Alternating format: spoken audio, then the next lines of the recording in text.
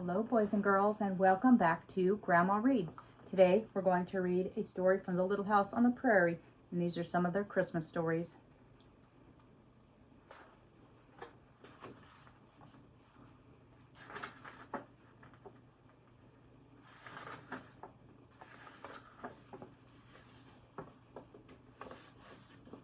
There's not a lot of pictures in here, so I'll show you when there is one. But you can just gather around and listen to the story.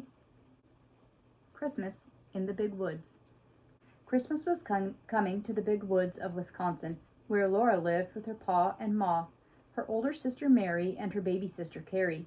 Their little log house was almost buried in the snow. In the morning, when Pa opened the door, there was a wall of snow as high as Laura's head. The days were clear and bright, but it was too cold to play outside. Laura and Mary stood on chairs and looked out the window. Great big icicles hung from the roof of the log house. The icicles were as fat as the top of Laura's arm. The sunlight made them shine like glass. At the end of every day, Pa came in from the cold with his white frost on his mustache and beard. He stamped the snow from his boots and caught Laura up in a bear's hug against his big cold coat.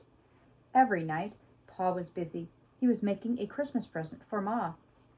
Pa took one big piece of wood and two small pieces and whittled them with his knife. He rubbed them with sandpaper and with the palm of his hand. When Laura touched them, they felt soft and smooth as silk. Then Pa took his knife and carved beautiful shapes into the pieces of wood. He cut holes in the shapes of windows, little stars, moons, and circles. All around them, he carved tiny leaves and flowers and birds. When he was finished carving, he put all the pieces of wood together. Pa had made a shelf for Ma.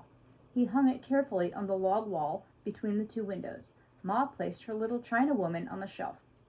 The little china woman had a china bonnet on her head. China curls hung against her china neck. She wore a pale pink china apron over her china dress, and she wore little golden china shoes. She looked beautiful standing on the shelf Pa had made. Every day, Ma was busy too. She was making good things to eat for Christmas. She baked bread and Swedish crackers. She cooked a huge pan of baked beans with salt pork and molasses. She made pies, and she filled a big jar with cookies. She let Laura and Mary lick the cake spoon. One morning, Ma boiled molasses and sugar together until they make a thick syrup. Pa brought in 2 cans of clean white snow from outdoors. Laura and Mary each had a pan. Pa and Ma showed them how to pour the dark syrup in little streams onto the snow. Laura and Mary made circles and curlicues and squiggly things with the dark syrup. The shapes became hard and were candy. Ma said that Laura and Mary could eat 1 piece each. The rest must be saved for Christmas.